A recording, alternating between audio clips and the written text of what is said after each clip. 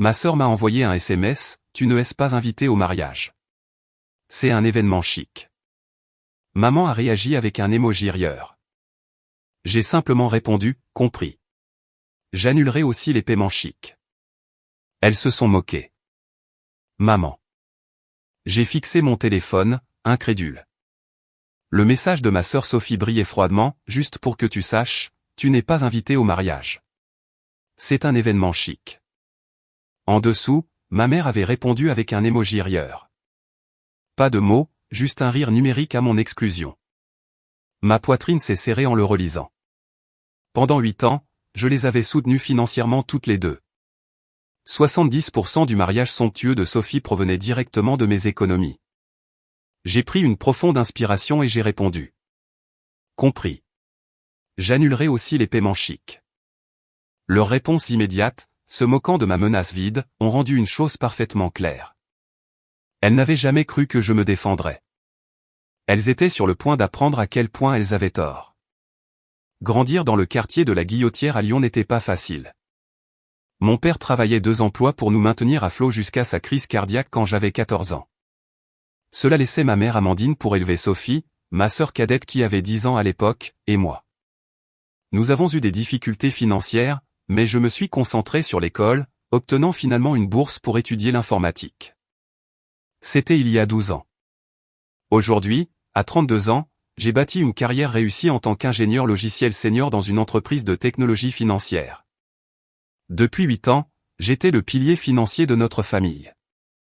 Au début, c'était un soutien d'urgence alors que j'étais encore en train de m'établir.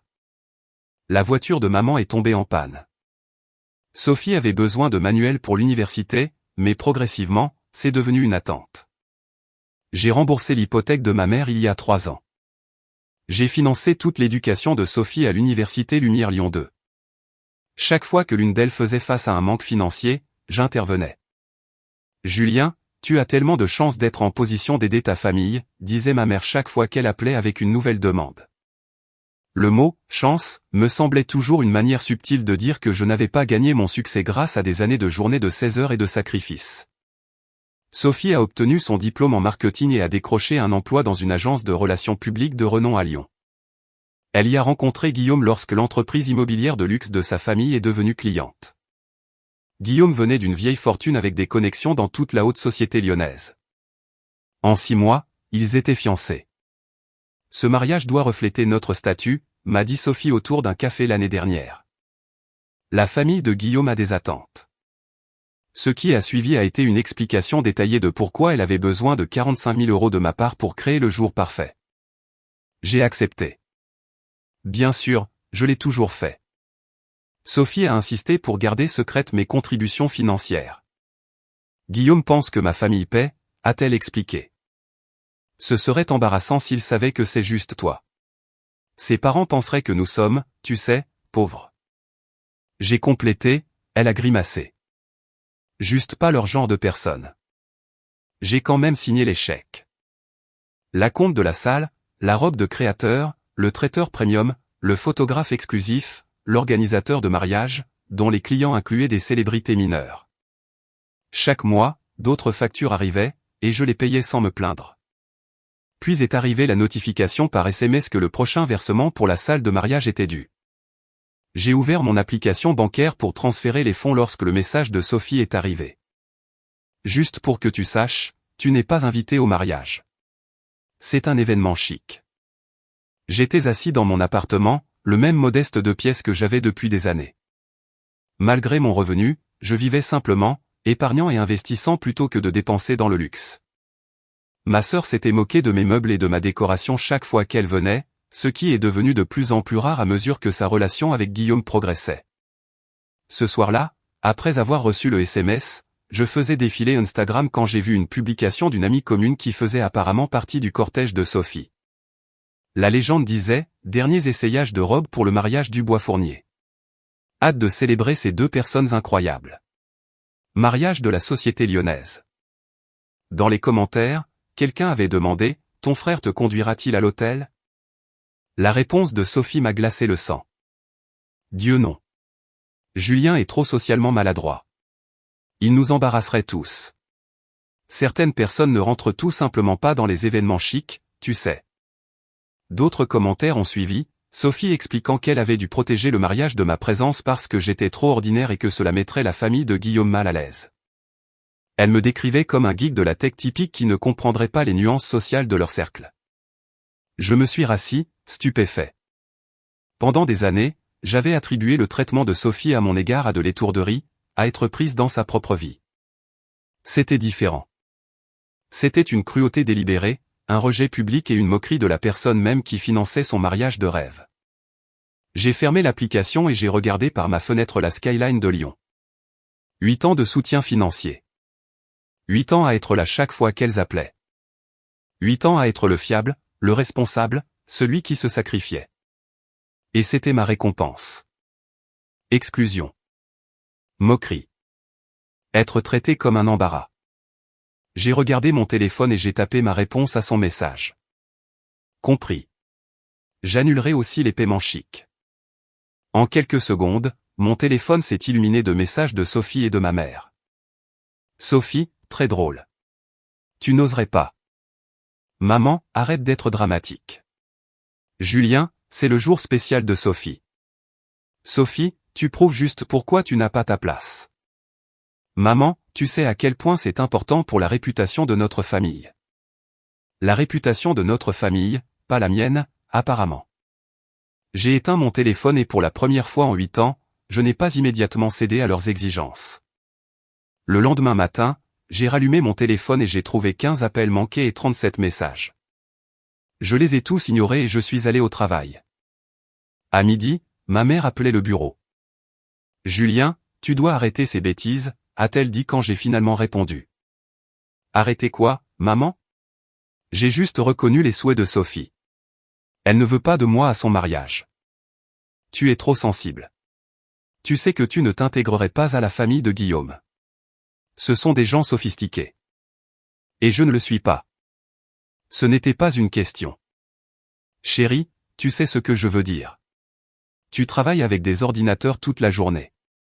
Tu ne comprends pas ces situations sociales. Je comprends assez pour savoir que rire de l'exclusion de son fils n'est pas normal. C'était juste un emoji. Bon sang, quand es-tu devenu si dramatique? Ce n'est pas à propos de toi. Tu as raison. C'est à propos des 45 000 € que j'ai mis pour un mariage auquel je ne suis pas le bienvenu. Le silence est tombé de l'autre côté de la ligne.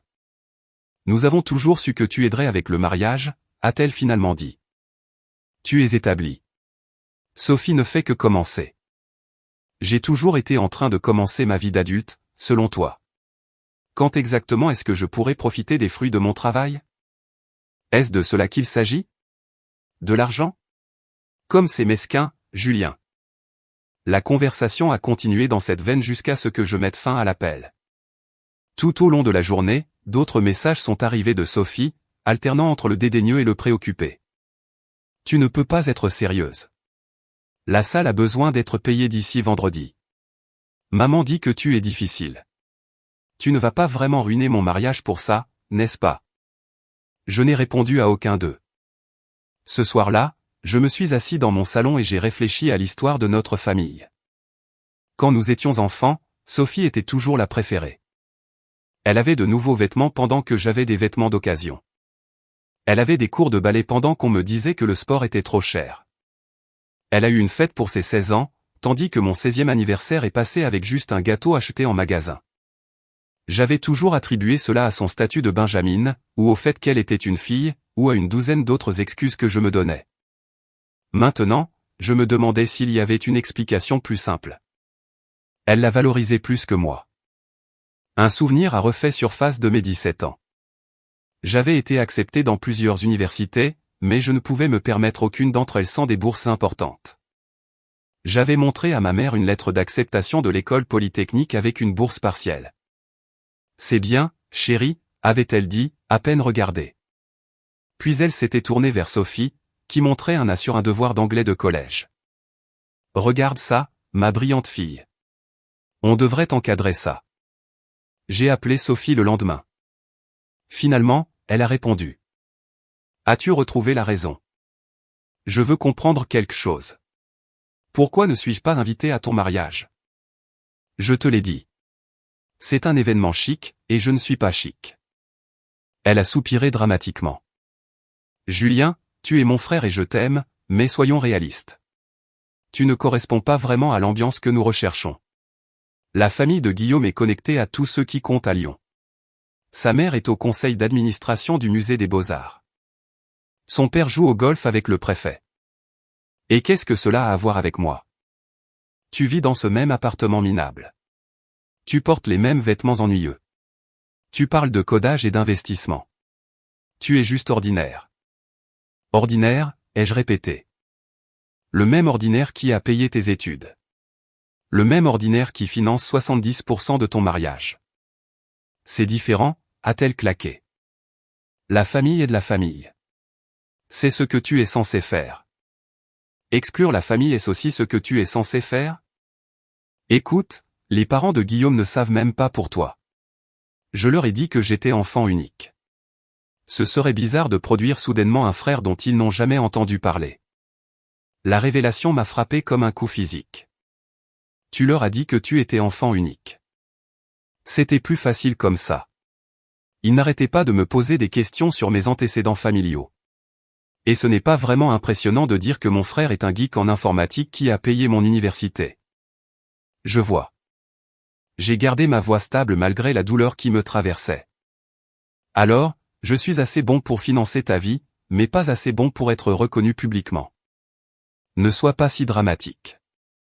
C'est juste plus facile comme ça. Après avoir raccroché, j'ai parcouru les réseaux sociaux à nouveau et j'ai trouvé des photos de leur fête de fiançailles il y a 6 mois, un événement dont je n'avais pas eu connaissance. Sur plusieurs photos, ma mère posait fièrement à côté de Sophie portant une robe de créateur que je reconnaissais parce que je l'avais payée. « Comment ça me va ?» avait demandé maman quand elle m'avait envoyé le lien de la robe à 3000 €. Sophie dit que je dois avoir l'air bien pour les événements du mariage.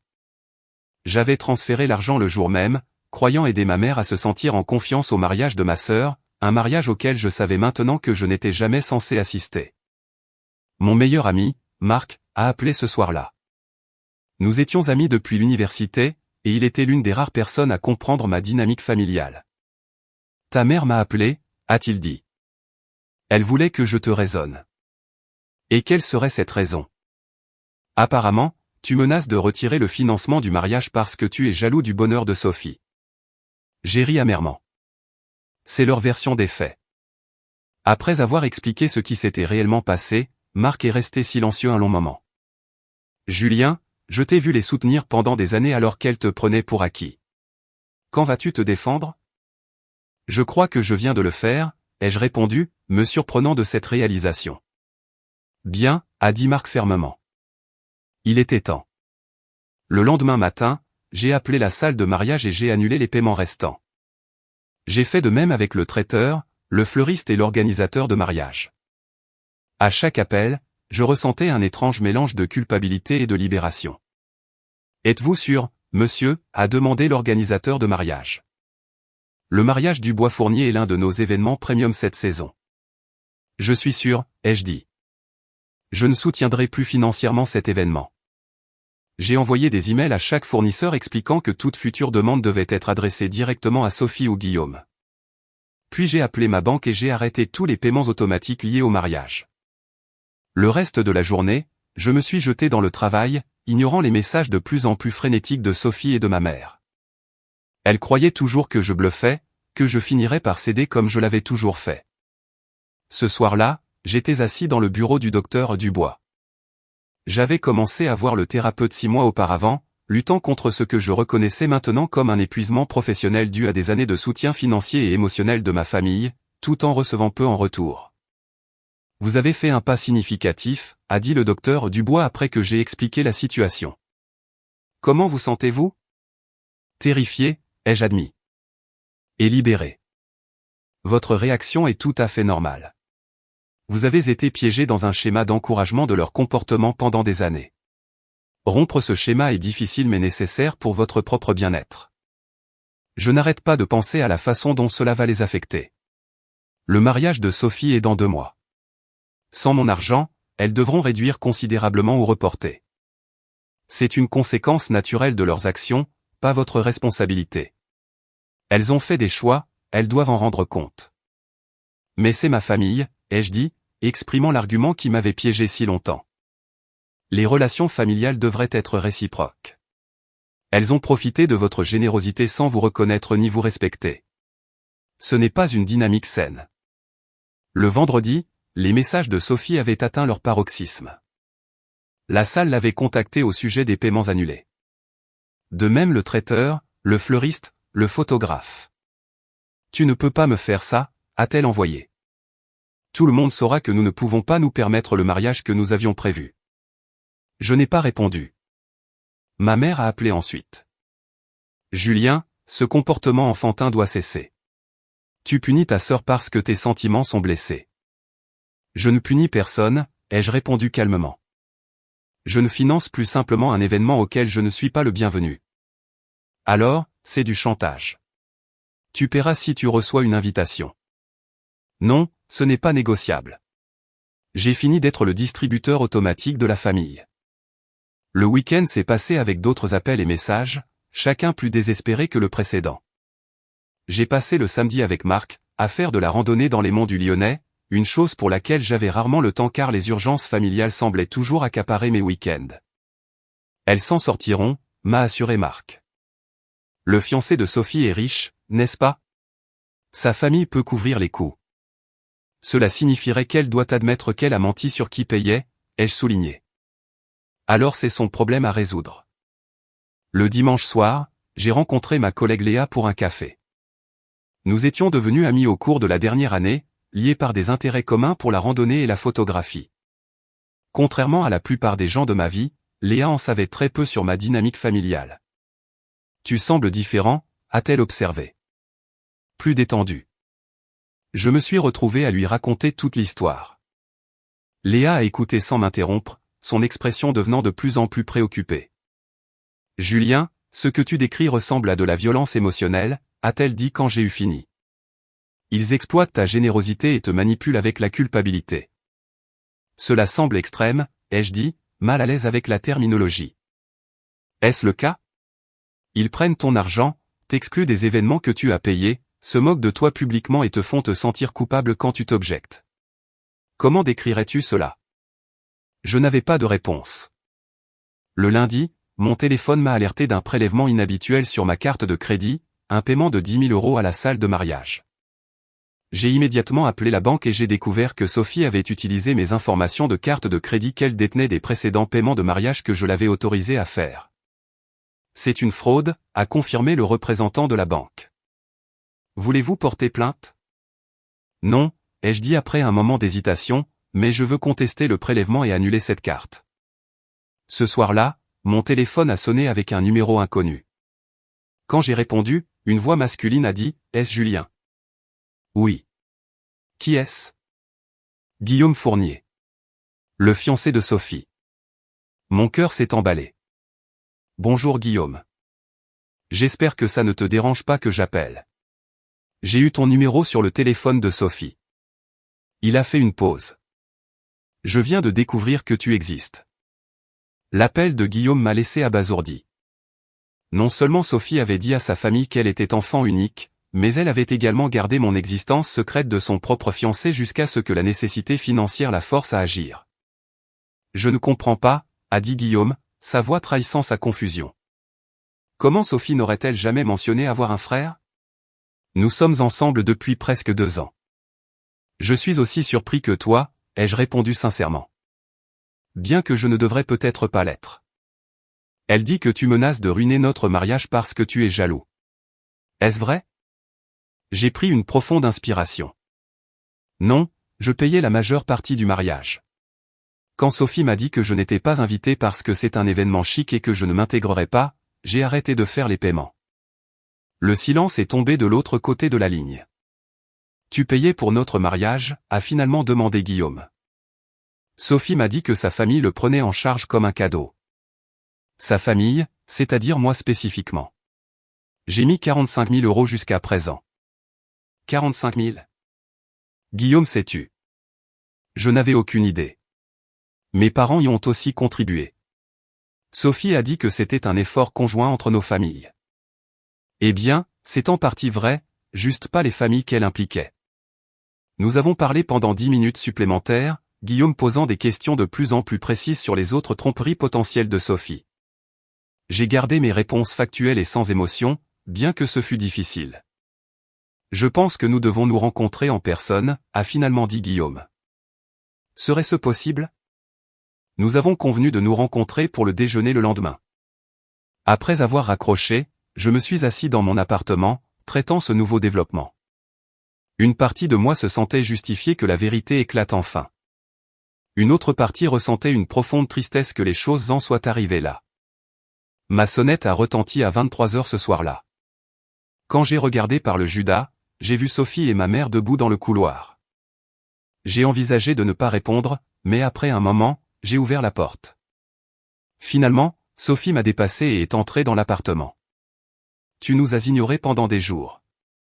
Ma mère a suivi, me donnant un rapide et superficiel câlin. Nous devons parler, Julien. Il est presque minuit, ai-je fait remarquer. Ça ne pouvait pas attendre, a dit Sophie. Elle avait l'air terrible, pâle avec des cernes sous les yeux. La salle a appelé. Ils vont donner notre date si nous ne payons pas avant demain. C'est regrettable, ai-je dit, gardant un ton neutre. Regrettable? C'est un désastre. As-tu une idée à quel point il a été difficile de réserver cet endroit? Ils sont réservés 2 ans à l'avance. Alors j'imagine qu'ils ont une liste d'attente de personnes heureuses de prendre ta place. Le visage de Sophie a rougi de colère. Tu aimes ça, n'est-ce pas? Regardez tout s'effondrer. Non, Sophie, je n'aime pas ça. Mais je ne suis pas non plus responsable de le réparer. Ma mère s'est avancée. Julien, sois raisonnable. Sophie a rêvé de ce mariage toute sa vie. Et j'ai rêvé d'être valorisé par ma famille. On ne peut pas toujours obtenir ce qu'on veut. Bien sûr que nous te valorisons. Ma mère a eu l'air offensée par la suggestion. Vraiment? C'est pourquoi tu as ri quand Sophie m'a dit que je n'étais pas invité à son mariage? C'est pourquoi ni l'une ni l'autre n'avait dit à Guillaume que j'existais? C'est pourquoi Sophie se moque publiquement de moi sur les réseaux sociaux. Tu exagères, a dit Sophie d'un ton désinvolte. Vraiment? Tu as dit aux gens que j'étais trop socialement maladroit et que j'embarrasserais la famille. Tu m'as traité de trop ordinaire pour assister à ton événement chic. Je ne le pensais pas comme ça, a faiblement protesté Sophie. Alors comment le pensais-tu? La famille de Guillaume a des attentes. Ils sont connectés à tous ceux qui comptent à Lyon. Et je ne compte pas. Ce n'est pas ce que j'ai dit. C'est exactement ce que tu as dit, Sophie. Pas en ces mots, peut-être, mais le message était clair. Ma mère a interjecté. Julien, tu dois comprendre que ce mariage est notre chance d'améliorer notre statut. Sophie qui épouse la famille Fournier nous ouvre des portes à tous. À tous, ou juste à toi et Sophie? Parce que de là où je suis poussé plus loin hors de la porte, pas invité. Ce n'est pas juste, a protesté ma mère. Non. Ce qui n'est pas juste, c'est de s'attendre à ce que je finance une célébration à laquelle on me dit explicitement que je ne suis pas assez bon pour assister. Le ton de Sophie a soudainement changé, passant de la colère à la supplication. Julien, s'il te plaît. Si nous devons annuler ou réduire le mariage, la famille de Guillaume saura que quelque chose ne va pas. Ils commenceront à poser des questions. Alors sois honnête avec eux. Sophie a ri amèrement. Et leur dire quoi? Que j'ai menti sur le fait d'être enfant unique? Que je ne peux pas vraiment me permettre le mariage que j'avais prévu? Oui, exactement ça. Ils annuleraient les fiançailles. Sa mère pense déjà que je ne suis pas assez bien pour lui. Elle n'arrête pas de faire des commentaires sur l'argent neuf et de poser des questions sur mon pédigré, comme si j'étais un chien de race. Cela ressemble à un problème de Guillaume, pas à un problème de Julien, ai-je dit fermement. L'expression de ma mère s'est durcie. J'ai toujours su que tu étais égoïste, mais c'est au-delà de tout ce que j'attendais de toi. Égoïste, ai-je répété, incrédule. J'ai remboursé ton hypothèque. J'ai financé toute l'éducation de Sophie. Je vous ai soutenu financièrement toutes les deux pendant 8 ans. Comment cela me rend-il égoïste? La famille est de la famille, a dit ma mère, faisant écho aux paroles précédentes de Sophie. C'est ce que tu es censé faire. Et qu'êtes-vous censé faire pour moi en retour? À part prendre mon argent et m'exclure des événements familiaux. Ni l'une ni l'autre n'avaient de réponse. Après leur départ, j'ai vérifié mes emails et j'ai découvert que Sophie avait tenté d'accéder à mes comptes d'investissement. La notification de mon conseiller financier disait, comme demandé, j'ai refusé la tentative de transfert de fonds de votre compte. Veuillez me contacter dès que possible pour discuter de ce problème de sécurité. Je me suis assis lourdement sur mon canapé, la réalité de la situation s'installant. Sophie avait essayé de me voler. Non seulement utiliser ma carte de crédit, ce qui était déjà grave, mais réellement accéder à mes comptes d'investissement pour transférer de l'argent à mon insu. Le lendemain, j'ai rencontré Guillaume dans un restaurant tranquille du centre-ville. Il avait l'air aussi fatigué que moi, son apparence normalement soignée légèrement froissée. J'ai confronté Sophie hier soir, a-t-il dit après que nous ayons commandé. Elle a tout admis. Que tu payais la majeure partie du mariage. Qu'elle a dit à ma famille qu'elle était enfant unique. Et, ai-je incité quand il est resté silencieux. Et elle ne comprend pas pourquoi nous sommes tous les deux bouleversés par cela. Il a secoué la tête. Elle dit qu'elle essayait juste de s'intégrer à ma famille, qu'elle ne pensait pas que cela importait. Qu'en penses-tu? Guillaume a fixé son verre d'eau. Je pense que je ne sais pas qui j'épouse. La nouvelle s'est rapidement répandue dans les cercles sociaux lyonnais que le mariage du Bois-Fournier était en difficulté. Les fournisseurs ont commencé à appeler Sophie quotidiennement pour des confirmations de paiement. L'organisateur de mariage a menacé de les laisser tomber en tant que clients. Les parents de Guillaume ont commencé à poser des questions pointues. Pendant ce temps, je me suis jeté dans le travail et j'ai commencé à reconstruire ma vie sans le drainage constant des obligations familiales. J'ai continué mes sessions avec le docteur Dubois, travaillant sur les émotions complexes de l'établissement de limites après des années sans en avoir. Vous faites des progrès remarquables, m'a dit le docteur Dubois lors d'une session. Beaucoup de gens luttent toute leur vie pour se libérer des dynamiques familiales malsaines. Cela ne ressemble pas à des progrès, ai-je admis. J'ai l'impression d'avoir tout ruiné. Vous n'avez rien ruiné. Vous avez simplement cessé d'encourager une situation dysfonctionnelle. Le chaos actuel est le résultat d'années de mensonges et de manipulations qui éclatent au grand jour, pas de votre décision d'établir des limites. J'ai également rejoint un groupe de soutien pour adultes confrontés à des traumatismes liés à la famille. Entendre les histoires des autres m'a aidé à reconnaître des schémas que j'avais ignorés pendant des années. Ma sœur a toujours été l'enfant prodige, a partagé un membre du groupe. Peu importe ce que j'accomplissais, ce n'était jamais aussi important que ses réalisations. Ma mère utilisait l'argent pour me contrôler, a dit un autre. Elle donnait d'une main et prenait de l'autre, toujours avec des conditions. Leurs mots ont résonné profondément, m'aidant à comprendre que je n'étais pas seul dans mes expériences. En dehors de la thérapie, j'ai commencé à renouer avec des amis que j'avais négligés en priorisant les exigences familiales. J'ai rejoint Marc pour des randonnées le week-end. J'ai accepté des invitations à des événements sociaux que j'aurais auparavant refusés pour être disponible en cas d'urgence familiale. Léa et moi avons commencé à passer plus de temps ensemble, d'abord en tant qu'amis, puis développant progressivement une connexion plus profonde. Contrairement à ma famille, elle montrait un réel intérêt pour mon travail et mes passions. Parle-moi de ton dernier projet, disait-elle, puis écoutait réellement ma réponse, posant des questions réfléchies. 3 semaines après que j'ai arrêté les paiements du mariage, les parents de Guillaume ont découvert la vérité. Sophie avait été obligée de leur demander des fonds supplémentaires, ce qui avait entraîné des questions auxquelles elle ne pouvait répondre de manière satisfaisante. Sous pression, elle a finalement admis que la contribution de sa famille provenait principalement de son frère dont il n'avait pas connaissance. Guillaume m'a appelé ce soir-là. Mes parents veulent te rencontrer, a-t-il dit sans préambule.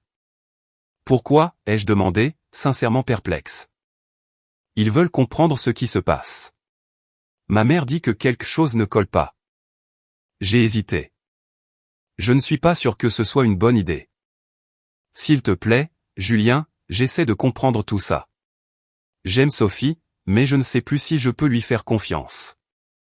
Contre mon meilleur jugement, j'ai accepté de dîner le lendemain soir chez les Fournier, dans leur maison de Fourvière. La maison était exactement ce à quoi je m'attendais, une maison de ville historique remplie d'antiquités et d'héritages familiaux. Les parents de Guillaume, Richard et Éléonore, étaient polis, mais clairement méfiants. Alors, Vous êtes le frère de Sophie, a dit Éléonore après les présentations. Celui qu'elle n'a jamais mentionné. Oui, madame. Et vous avez payé une part importante du mariage. C'est exact. Pourquoi feriez-vous cela si vous n'étiez même pas invité, a demandé Richard sans détour. J'ai réfléchi attentivement à ma réponse. J'ai toujours soutenu ma famille financièrement. Quand Sophie a demandé de l'aide pour le mariage, j'ai accepté sans poser de questions. L'invitation, ou son absence, est venue plus tard. C'est très irrégulier, a dit Éléonore. Dans nos cercles, la famille se soutient lors des événements importants. Je crois que c'était le problème, ai-je répondu calmement. Je ne fréquente pas vos cercles. La conversation a continué, les Fournier posant des questions de plus en plus directes sur la dynamique de ma famille. J'ai répondu sincèrement mais sans malice, essayant d'expliquer plutôt que d'accuser. À la fin de la soirée, Éléonore m'a fixé d'un regard pénétrant. Guillaume nous dit que vous êtes ingénieur logiciel, que vous avez remboursé l'hypothèque de votre mère et financé l'éducation de Sophie, que vous vivez modestement malgré votre succès. Oui, c'est exact. Cela me semble être des qualités admirables. Elle s'est tournée vers son mari. Ne seriez-vous pas d'accord, Richard? Il a hoché la tête lentement. En effet. Travail acharné, responsabilité financière, loyauté familiale. Ce sont des valeurs que nous respectons. Alors pourquoi, a demandé Éléonore. Sophie croirait-elle que nous la considérerions moins bien à cause de vous? Je n'avais pas de réponse à cela. En partant, Guillaume m'a accompagné jusqu'à ma voiture. Merci d'être venu, a-t-il dit. Je pense que mes parents voient les choses plus clairement maintenant. Et toi, ai-je demandé. Que vois-tu? Il a passé une main dans ses cheveux. Je suis toujours en train de tout digérer. J'aime Sophie. Mais ce n'est pas le seul mensonge qu'elle m'a raconté. Je commence à me demander ce que je ne sais pas d'autre. Le lendemain, Sophie est arrivée à mon bureau, faisant une scène dans le hall jusqu'à ce que la sécurité la laisse monter me voir. Comment as-tu pu, a-t-elle exigé dès que la porte de mon bureau s'est refermée derrière elle. Tu es allé dîner avec les parents de Guillaume. Ils m'ont invité. Tu es venu pour m'humilier. Ils m'ont interrogé pendant 2 heures après ton départ. Ils parlent de reporter le mariage maintenant. Je suis désolé d'entendre ça, ai-je dit sincèrement. Mais je n'ai rien dit d'inexact. Tu n'as pas eu à le faire. Juste ton existence contredit ce que je leur ai dit. Elle a fait les 100 pas dans mon bureau frénétiquement. C'était ma chance, Julien. Ma chance d'être quelqu'un d'important dans cette ville. Tu es déjà quelqu'un d'important. Tu es intelligente, talentueuse et capable.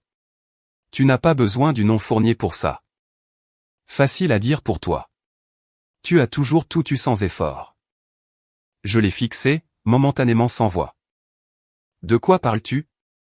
Tu as eu les bourses, le poste bien rémunéré, la sécurité financière. Certains d'entre nous doivent se marier pour monter dans le monde. Sophie, j'ai travaillé incroyablement dur pour tout ce que j'ai. Rien ne m'a été donné. Oh, s'il te plaît. Elle a ricané. Tu as toujours été la préférée de maman. L'accusation était si contraire à mon expérience que j'ai éclaté de rire. La préférée de maman? Parlons-nous de la même mère?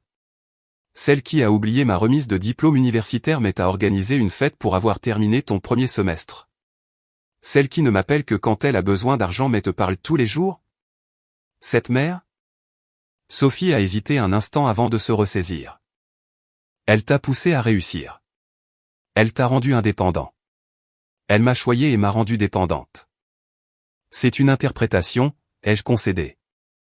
En voici une autre. Elle m'a négligé et m'a forcé à devenir autonome tout en te soutenant et en te nourrissant. Ce n'est pas vrai, a protesté Sophie.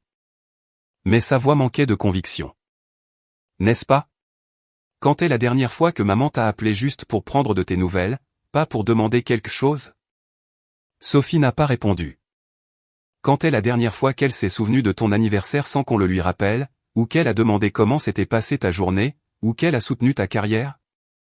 Des larmes ont rempli les yeux de Sophie. Arrête ça. Ce ne sont que des questions, Sophie. Des questions que je me pose dernièrement sur pourquoi nous avons tous les deux accepté un traitement si différent comme normal. Je ne veux plus en parler, a-t-elle dit, essuyant ses yeux. Je veux juste que mon mariage reprenne son cours. Je ne peux pas t'aider avec ça. Tu ne peux pas ou tu ne veux pas. Les deux, je suppose. Je ne peux pas parce que l'argent que j'ai déjà dépensé est parti, et je ne veux pas parce que j'en ai fini d'être utilisé par ma famille. Sophie est partie sans un mot de plus, mais la confrontation est restée avec moi. Le traitement différentiel de notre mère nous avait-il tous les deux blessés, juste de différentes manières? Le sentiment d'avoir droit à tout de Sophie avait-il été cultivé par des années de traitement préférentiel, tout comme mes dons excessifs avaient été façonnés par la négligence émotionnelle? Plus tard cette semaine-là, ma cousine Rachel a appelé. Rachel était la nièce de mon père, quelqu'un que j'avais à peine vu depuis sa mort. Notre mère avait toujours découragé le contact avec la famille de mon père, affirmant qu'ils avaient des problèmes avec elle. J'ai entendu parler du drame du mariage, a dit Rachel. Les nouvelles voyagent vite. Super, ai-je soupiré. Potin de famille. En fait, plusieurs d'entre nous s'inquiètent pour toi depuis des années. La façon dont tante Amandine et Sophie profitent de toi n'est pas juste.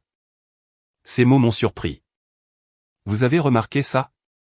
Tout le monde a remarqué, Julien. Nous n'avons juste pas senti que c'était notre place d'interférer. Ta mère a clairement fait savoir après la mort d'oncle Jacques que nous n'étions pas les bienvenus dans vos vies. Je n'ai jamais su ça, ai-je dit doucement. Il y a beaucoup de choses que tu ne sais probablement pas. Écoute, certains d'entre nous se réunissent ce week-end. Voudrais-tu venir renouer avec la famille de ton père? J'ai accepté sans hésitation. Le rassemblement s'est avéré être une révélation. Les frères et sœurs de mon père et leur famille m'ont accueilli chaleureusement, partageant des histoires sur mon père que je n'avais jamais entendues, et me montrant des photos de famille que je n'avais jamais vues. Ton père serait si fier de l'homme que tu es devenu, m'a dit mon oncle Robert. Mais il serait aussi préoccupé par la façon dont tu as été traité. Que voulez-vous dire? Jacques s'est toujours inquiété du favoritisme d'Amandine. Même quand tu étais petit, il pouvait voir la différence dans la façon dont elle te traitait, toi et Sophie. Il a essayé de compenser en passant plus de temps avec toi. Je me suis souvenu vaguement de ces moments. Mon père m'emmenant pêcher, m'apprenant à changer de pneus, m'aidant avec mes projets scientifiques. J'avais toujours chéri ces souvenirs, mais je ne les avais jamais reconnus comme une contre-compensation délibérée.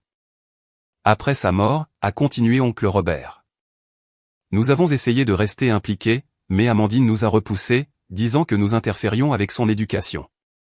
À la fin du rassemblement, j'avais échangé des coordonnées avec une douzaine de parents dont je me souvenais à peine. Pour la première fois depuis des années, je me sentais partie d'un réseau familial plus large, un réseau qui semblait réellement intéressé par moi en tant que personne, pas en tant que ressource financière. Une semaine plus tard, en organisant de vieux documents, j'ai découvert un dossier que je n'avais jamais vu auparavant. À l'intérieur se trouvaient des papiers concernant une petite police d'assurance vie que mon père avait souscrite, me nommant comme bénéficiaire. La police aurait payé 30 000 € à son décès, quand j'avais 14 ans. Je n'en avais jamais vu un centime. J'ai immédiatement appelé ma mère. Savais-tu pour la police d'assurance vie de papa? Une pause révélatrice. Quelle police? Celle qui me nomme bénéficiaire pour 30 000 €. Une autre pause. Oh, cette vieille chose. Oui, il y avait une petite police, mais elle a à peine couvert les frais d'obsèques. Les obsèques ont été payées séparément. J'ai aussi ses reçus. Qu'est-il arrivé à l'argent de l'assurance, maman? Julien, c'était il y a 18 ans. Comment pourrais-je me souvenir exactement où est allé chaque centime? Nous étions en difficulté après la mort de ton père. Alors, tu as pris de l'argent spécifiquement laissé pour moi et tu l'as dépensé. J'étais une mère célibataire avec 2 enfants. Que étais-je censé faire? Tu étais censé me le dire, pour commencer, et peut-être reconnaître que j'ai plus que remboursé cet argent au fil des ans. C'est ça, alors? Tu comptes chaque euro que tu as donné à ta famille. Non, maman. Il s'agit d'honnêteté et de respect, dont je ne semble recevoir ni l'un ni l'autre de toi ou de Sophie. Après avoir raccroché, je me suis assis avec les documents étalés devant moi, ressentant un étrange sentiment de clarté. L'argent de l'assurance manquant ne concernait pas seulement l'argent. Il représentait des années de tromperie, un schéma qui se poursuivait jusqu'à ce jour. Le mariage a été officiellement reporté indéfiniment. Les parents de Guillaume ont insisté sur une période de réflexion pour réévaluer la situation. Sophie m'a entièrement blâmé, lançant une campagne sur les réseaux sociaux se présentant comme la victime d'un frère jaloux. Mon propre frère a saboté mon mariage de rêve par dépit, a-t-elle posté, recueillant la sympathie d'amis qui ne connaissaient pas toute l'histoire. Certaines personnes ne supportent tout simplement pas de voir les autres heureux. Je n'ai pas répondu publiquement. Cela ne servait à rien d'aggraver le drame. Au lieu de cela, j'ai continué la thérapie, approfondi mes nouvelles connexions familiales et me suis concentré sur la construction d'une vie plus saine. Ma relation avec Léa a progressé naturellement, construite sur le respect mutuel et un intérêt sincère plutôt que sur l'obligation ou la manipulation. Nous faisions de la randonnée le week-end, essayions de nouveaux restaurants et passions des soirées tranquilles à discuter de livres et de films.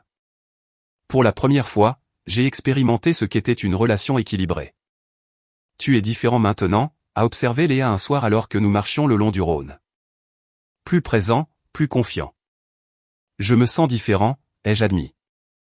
Comme si j'avais posé un lourd fardeau que je ne réalisais même pas que je portais. Avec l'encouragement du docteur Dubois, j'ai commencé à établir des limites financières claires avec tout le monde. J'ai créé un budget pour les dépenses personnelles, les investissements et les dons de charité. L'argent auparavant destiné au soutien familial a été réorienté vers des causes auxquelles je croyais et vers la construction de mon propre avenir. L'aide financière est toujours une forme d'encouragement, m'a rappelé le docteur Dubois. Elle empêche les autres d'expérimenter les conséquences naturelles de leurs actions et de développer leurs propres ressources. Pendant ce temps, la relation de Sophie avec Guillaume s'est encore détériorée.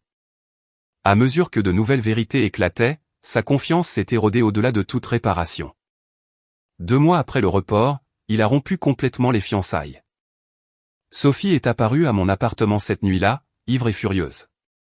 Contente maintenant, a-t-elle marmonné. Tu as tout ruiné.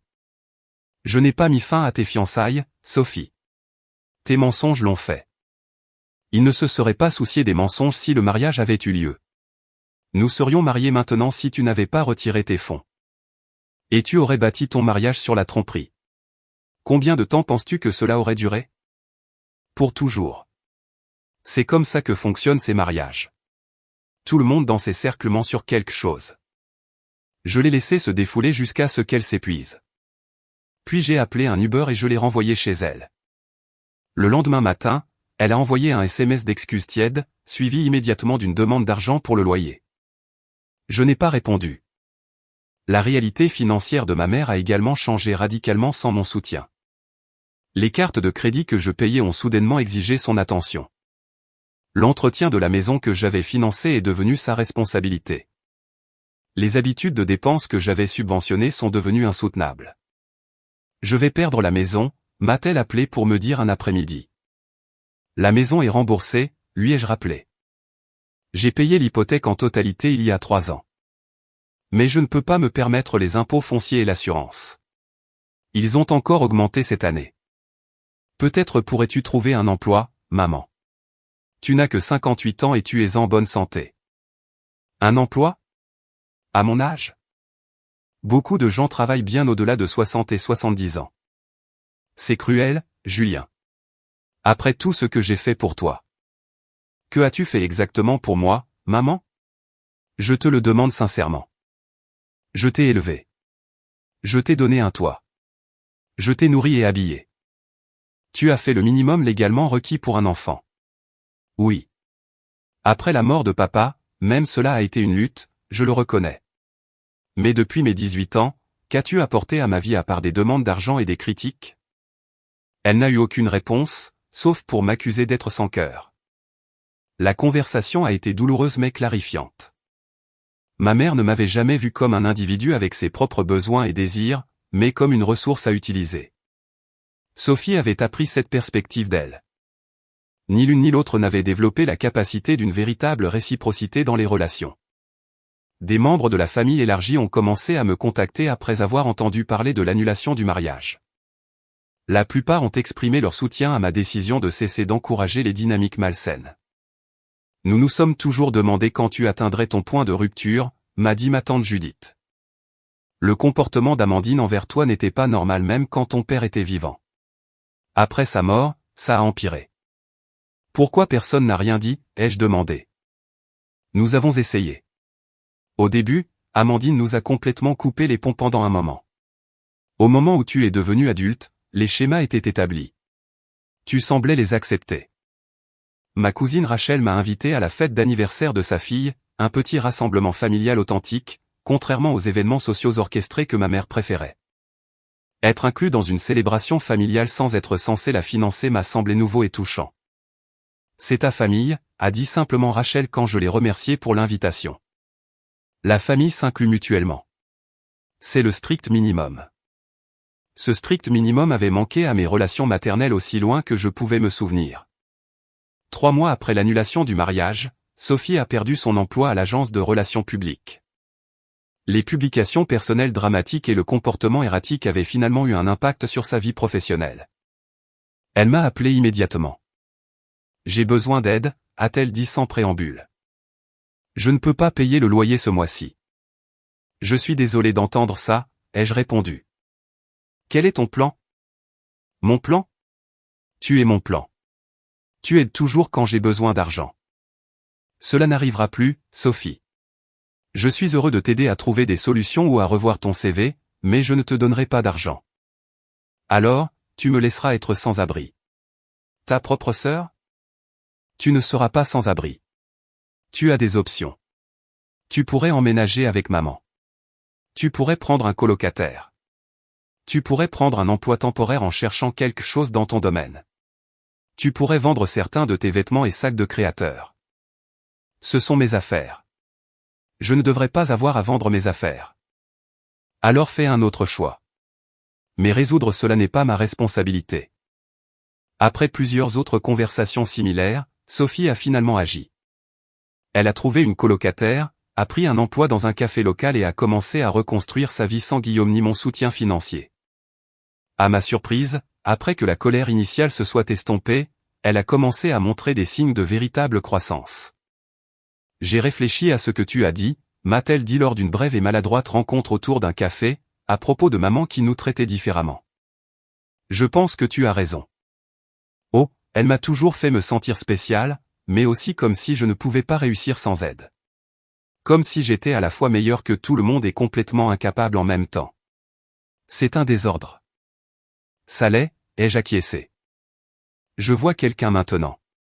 Une thérapeute, je veux dire, a-t-elle clarifié. C'est dur. Elle pose beaucoup de questions inconfortables.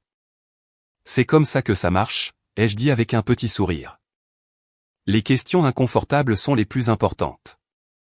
Notre relation est restée tendue, mais cette conversation a marqué le début d'une nouvelle dynamique potentielle, une dynamique basée sur une communication honnête plutôt que sur des échanges transactionnels. La transformation de ma mère s'est avérée plus difficile. La perte de sa maison et de son style de vie avait été profondément traumatisante pour elle, déclenchant à la fois réflexion et ressentiment. Certains jours, elle semblait reconnaître son rôle dans nos dynamiques familiales dysfonctionnelles. D'autres jours, elle se repliait sur l'amertume et le blâme. J'ai fait de mon mieux en tant que mère célibataire, a-t-elle dit lors d'un de nos rares appels téléphoniques. Je crois que tu as fait ce que tu pensais être le mieux, ai-je répondu avec précaution. Mais cela ne signifie pas que c'était réellement le mieux pour nous tous, y compris toi-même. Une telle sagesse de la part de quelqu'un qui n'a jamais élevé d'enfant, a-t-elle dit sarcastiquement. Je ne prétends pas à la sagesse, maman. Je partage simplement ma perspective après beaucoup de thérapie et de réflexion. Malgré la tension persistante, de petits changements suggéraient un potentiel de croissance. Elle avait trouvé un emploi à temps partiel dans une bibliothèque locale, lui donnant à la fois un revenu et une connexion sociale. Elle avait rejoint un groupe de soutien pour veuves, où elle aurait commencé à traiter la mort de mon père d'une manière qu'elle n'avait jamais faite auparavant. Le plus surprenant, elle avait commencé à reconnaître son traitement différentiel de ses enfants, bien qu'elle le formulât comme bien intentionné. Je voulais juste que Sophie se sente spéciale, a-t-elle expliqué lors d'une conversation. Et tu as toujours été si capable, si indépendant. Je pensais que tu n'avais pas besoin du même genre d'attention. Tout le monde a besoin d'attention et de validation, maman. Même les personnes capables et indépendantes. Je suppose que tu as raison, a-t-elle concédé à contre-cœur. Ton père disait la même chose. Ces moments de perspicacité étaient entrecoupés de rechutes dans les anciens schémas, de demandes d'argent, de manipulation émotionnelle, de tentatives d'utiliser Sophie comme intermédiaire pour ses exigences. Mais la fréquence de ses comportements a progressivement diminué à mesure qu'elle s'adaptait à nos nouvelles limites. Ma propre vie a continué à s'épanouir dans cette liberté retrouvée. Léa et moi avions développé une relation profondément solidaire, basée sur le respect mutuel et un plaisir authentique de la compagnie de l'autre. Ma carrière a progressé alors que je poursuivais des projets que je trouvais significatifs plutôt que simplement lucratifs. Ma connexion avec la famille de mon père s'est renforcée, me procurant le sentiment d'appartenance que j'avais toujours désiré. Plus important encore, j'ai développé une relation plus saine avec moi-même. Apprendre à reconnaître ma propre valeur au-delà de mon utilité pour les autres. La chose la plus précieuse que vous ayez gagnée n'est pas l'argent que vous avez économisé, a observé le docteur Dubois lors d'une de nos sessions désormais mensuelles. C'est la reconnaissance de votre valeur inhérente en tant que personne. À l'approche de la Toussaint, j'ai pris une décision qui aurait été impensable un an plus tôt. J'ai proposé d'organiser la fête dans mon nouvel appartement, non par obligation ou pour acheter l'approbation, mais par un désir sincère de créer de nouvelles traditions basées sur une connexion authentique. J'ai invité Léa, Marc et sa femme, plusieurs cousins du côté de mon père, et après mûre réflexion, Sophie et ma mère.